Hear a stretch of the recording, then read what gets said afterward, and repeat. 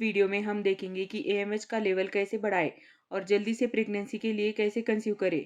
आप सोचते होंगे एएमएच क्या है? क्या हमारा एएमएच कम है तो क्या हम प्रेग्नेंट हो सकते हैं?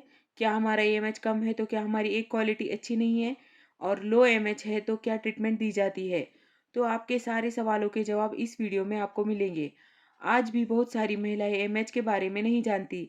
हाँ, लेकिन जो प्रेगनेंसी के लिए ट्राई कर रही है, जो महिलाएं प्रेगनेंसी के लिए डॉक्टर के पास ट्रीटमेंट ले रही है, वो एएमएच के बारे में ज़रूर जानती है। एएमएच का फुल फॉर्म होता है एंटी मुलेरियन हार्मोन। इसका और एक नाम होता है, वो है एमआईएच यानी मुलेरियन इनहिबिटिंग हार्मोन। ये दोनों ही एक चीज़ है। अब देखेंगे कि एएमएच क्या होता है। एएमएच एक ऐसा हार्मोन है जो हमारे शरीर में जो अंडाशय है, उसके अंदर जो फॉलिकल्स होते हैं, वो ये हार्मोन पैदा करते हैं। फॉलिकल्स क्या होते हैं? फॉलिकल्स वो होते हैं जिनके अंदर अंडे बनते हैं। तो जाहिर सी बात है, अगर आपका एएमएच कम होगा तो इसका मतलब है कि आपके अंडाशय के अंदर फॉलिकल्स कम है, यानी फॉलिकल्स के अंदर तो अंडे होते हैं, यानी आपके अंडे कम है। हर बच्ची जन्म लेती है तो उसके अंडाशय अंडाशय एक निश्चित संख्या होती है अंडों की या फॉलिकल्स की, और जैसे जैसे ये बच्ची बड़ी होती है, लड़की बनती है, महिला बनती है, तो ये जो फॉलिकल्स होते हैं, अंडे होते हैं, वो धीरे धीरे नष्ट होते हैं। और 40 साल की उम्र के बाद आपके अंडाशय के अंदर जो अंडे हैं या फॉलिकल्स होते हैं, वो बहुत कम रह जाते हैं। अब हम ये देखेंगे कि एमएच का नॉर्मल वैल्यू है वो क्या है। एमएच की नॉर्मल वैल्यू है वो ये है कि 1 से लेकर 4 नैनोग्राम पर मिलीलीटर है, ये नॉर्मल है। हाँ, अगर आपका एमएच 4 से ऊपर है तो ये परेशानी है, इसे हम पीसीओडी कहते हैं। पीसीओडी में आपके अंडाशय के अंदर बहुत सारे मैच्योर फॉलिकल्स होते हैं। तो ध्यान रखिए, अगर आपका एमएच की जांच कराते हैं और आपका एएमएच 4 से ऊपर आता है तो हो सकता है कि आपको पीसीओडी की शिकायत हो। अगर आपका एएमएच 0.5 है या इससे कम है तो ये लो एएमएच है। अगर आपका एएमएच 0.5 से लेकर 1.5 के बीच है तो ये लो से नॉर्मल है। तो आपको कोई ये बोले कि आपका एएमएच लो है तो आप प्रेग्नेंट नहीं हो सकते, तो ये बात गलत है। तो अगर आपका एएमएच आ रहा है ब्लड में तो आपके अंडे तो बन ही रहे हैं, फॉलिकल्स तो बन ही रहे हैं। हाँ, ये ज़रूर है, आपको प्रेग्नेंट होने में या नेचुरली कंसीव होने में दिक्कत आ सकती है। हाँ, ये ज़रूर है, हर महिला का एएमएच लेवल जो है वो अलग-अलग होता है और उम्र के हिसाब से भी जो एएमएच लेवल है वो अलग होता है। जो 20 साल की लड़की है उसका एएमएच अलग होगा, जो 30 साल की महिला है उसका एएमएच अलग होगा।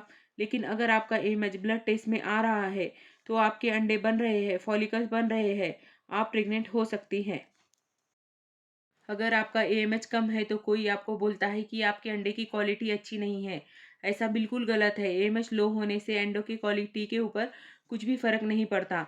और कई बार कोई आपको कहता है कि एएमएच का जो टेस्ट है वो एक ही बार करना काफ़ी है और ये कभी भी बदलता नहीं है, लेकिन ये ऐसा नहीं है।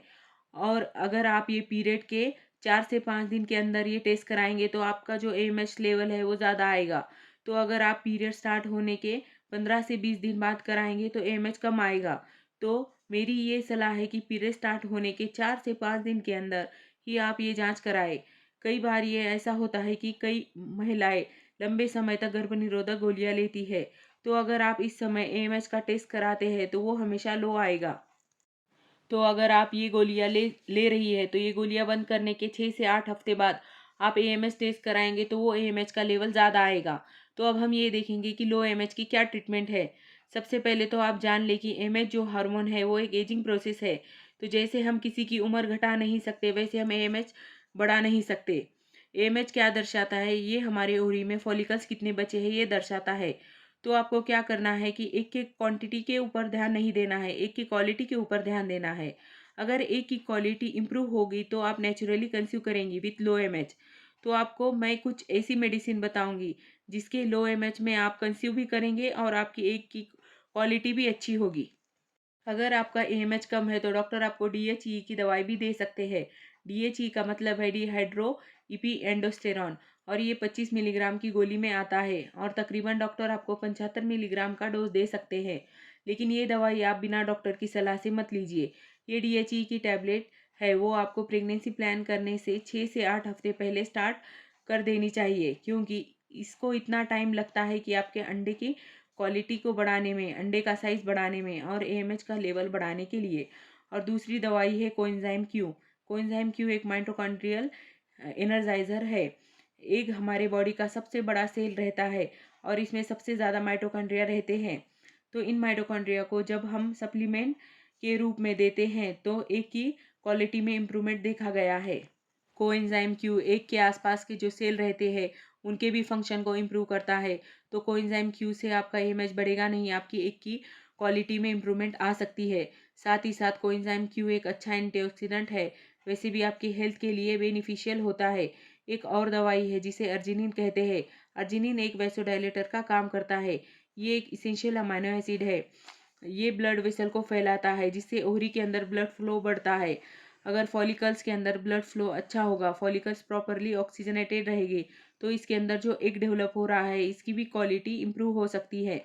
तो ये सब तरीके हैं, लो एमएच को बढ़ा नहीं सकते, ये एक क्वालिटी को इम्प्रूव कर सकते हैं।